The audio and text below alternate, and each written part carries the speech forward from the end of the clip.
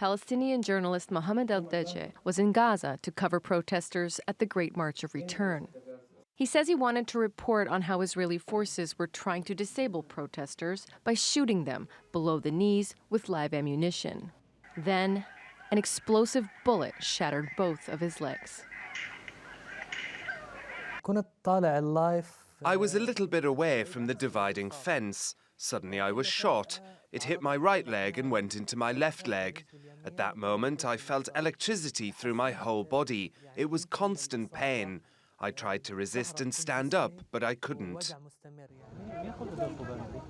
Since March, Palestinians have been protesting in Gaza every week.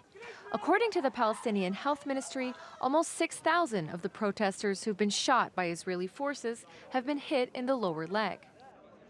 The Israeli army says it opens fire as a last resort against Palestinians throwing rocks, grenades, and firebombs.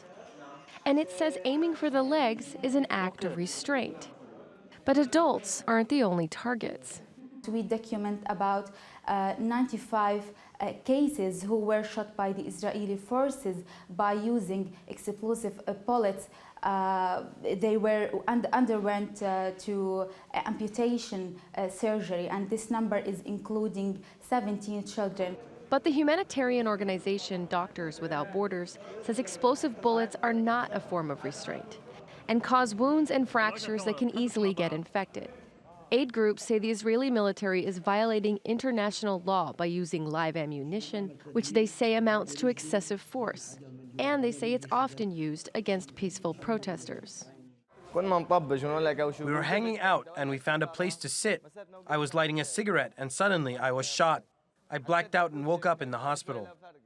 Mohammed says he was clearly marked as a member of the press on the day he was shot, and he has something to say to the international community.